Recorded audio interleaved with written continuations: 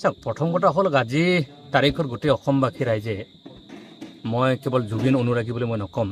গোটেই অসমবাসী ৰাইজে অসমৰ সমাজ জীৱন প্ৰতিটো জাতি জনগোষ্ঠী প্ৰতিজন ব্যক্তিয়ে তেখেতৰ যি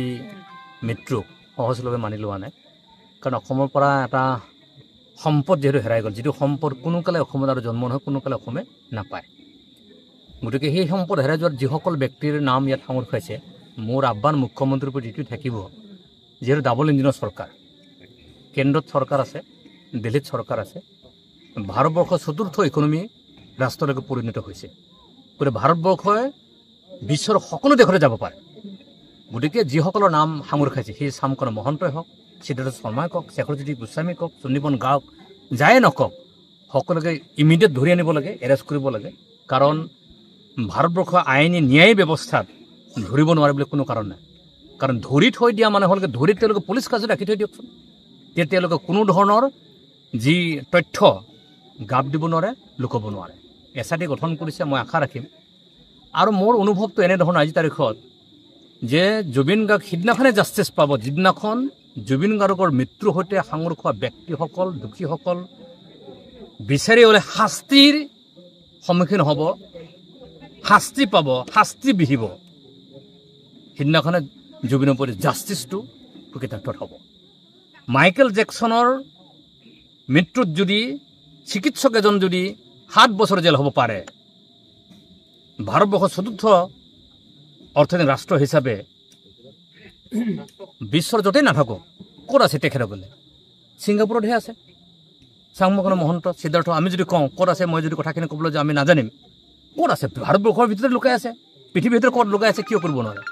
আনপিনে চণ্ডীপন গাৰ্গ APS এজন পুলিচ বিষয়া নহয় তেওঁ আমাৰ বকো সমজিল্লা SP হয় তেখেত আকৌ জুবিন গাৰ্গৰ সম্পৰ্কীয় ভাইটো যদি ককাইজনক যদি তেওঁ সুৰক্ষা দিব নোৱাৰে তেওঁ আমাৰ বকুবাসীক কেনেকৈ সুৰক্ষা দিব গতিকে মইতো ভাবোঁ আইনে কি বিচাৰ কৰি কি শাস্তি দিব সেইটো পিছত কথা মই ভাবোঁ এই মুহূৰ্তত মুখ্যমন্ত্ৰী ডাঙৰীয়াই ভাৰতবৰ্ষৰ গৃহ বিভাগে চণ্ডীপন গাৰ্গক ধৰি বান্ধি আনি ৰাখি থ'ব লাগে আৰু মই এই মতে ক'ম যিজন ব্যক্তি নিজৰ ককাই ভাইক সুৰক্ষা দিব পৰা নাই বকুবাসী ৰাইজক যে সুৰক্ষা দিব নোৱাৰে এইটো নিশ্চিত হৈছে গতিকে সেইজন মানুহক চাকৰি বৰ্খাস্ত কৰিবলৈ মই শুনি আছোঁ বৰ্খাস্ত কাম নাই চাকৰিৰ পৰা তাক বিদায় দিব লাগে বুলি কাৰণ তেওঁৰ কোনো কামেই নাই মিনিংলেছ মানুহ এজন সেইজন মানুহ আৰু তেওঁ যে APS পাইছে কেনেকৈ পালে এইটো সন্দেহজনক হৈ গ'ল গতিকে সেইকাৰণে জুবিন গাৰ্গ ডাঙৰে জাষ্টিছটো পাব লাগিলে এই কালপ্ৰিহক ধৰিব লাগিব কি বিচাৰ কৰে কি বিচাৰ নকৰে অসমৰ জানুহে অসমৰ সমাজ জীৱনে নাজানে অসমৰ সমাজ জীৱনে এইটো জানে যে জুবিন গাৰ্গৰ লগত নাম সংখ্য ব্যক্তিসকল দুখীসকল শাস্তি পাব লাগিব আৰু শাস্তিটো এনেধৰণৰ কঠোৰৰ পৰা কঠোৰতম যে কোনো মানুহে ভৱিষ্যত দিনত এনেধৰণৰ এটা সম্পদ ঠকাই যোৱাৰ সংক্ৰান্তত কোনেও জড়িত হ'ব নোৱাৰে সেই কথাখিনি হৈছে আজি ফেচবুকত আজি সিদ্ধাৰ্থই কওক শেখৰজ্যোতিয়ে কওক আজি চামকানে মহন্তক বহুত কিবা কি কৈ থাকিব ক'বলৈ বেয়া শুনি আজি তাৰিখত গোটেইবিলাক ক্ষেত্ৰত এই শেখৰজ্যোতি এই সিদ্ধাৰ্থক দেখিলে তেওঁলোকক গুণ্ডা যেন লাগে এই চণ্ডীপন গাৰ্গৰ পুলিচ অফিচাৰ নে চুৰ গমেই নাপায় সিটো চুৰৰহে পুলিচ হয়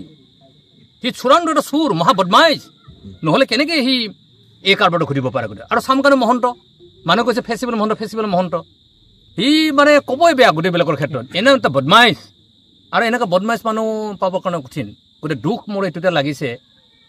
যে এজন অসমৰ সম্পদ হীৰা যিটো আৰু 100 বছৰলৈকে জন্ম নহয় জুবিন গাৰ্গ ঢুকাল তাৰ চাৰিওকাষে কোন আছে অসমীয়া এজন হীৰাৰ যে সম্পদ যদি আমি অসমীয়া মানুহ বৃহত্তৰ অসমীয়া বুলি কথা কৈছোঁ তাতে যদি আমি সুৰক্ষিত নহয় বিশ্বৰ চতুৰ্থ ইকনমি দেশ তাত যদি আমি সুৰক্ষিত নহয় ছিংগাপুৰ নিচিনা ঠাইত য'ত আটাইতকৈ বিশ্বৰ সুৰক্ষিত এখন ঠাই তাত যদি জুবিন গাৰ্গৰ নিচিনা ব্যক্তি সুৰক্ষিত নহয় সাধাৰণ খেতিয়ক সাধাৰণ শ্ৰমজীৱী মানুহ ক'ত সুৰক্ষিত হ'ব গতিকে সেইকাৰণে কঠোৰৰ পৰা কঠোৰ হ'ব লাগে মুখ্যমন্ত্ৰীৰ ওচৰত মোৰ এইটোৱে আহ্বান যে কিমান দিন লাগে নালাগে সেই কথাখিনি চাব দৰকাৰ নাই গতিকে যিমান পাৰে সোনকালে আজি এসপ্তাহ পাৰ হৈ গ'ল গতিকে সামাজিক নীতি নিয়ম কি হ'ব লাগে চলি থাকিব তাত সেইটো বেলেগ কথা সেইটো চলিব সমাজৰ নিয়ম চলিব লাগিব গতিকে মই ভাবোঁ 15 দিনৰ ওপৰত বেছি সময় হ'ব নালাগে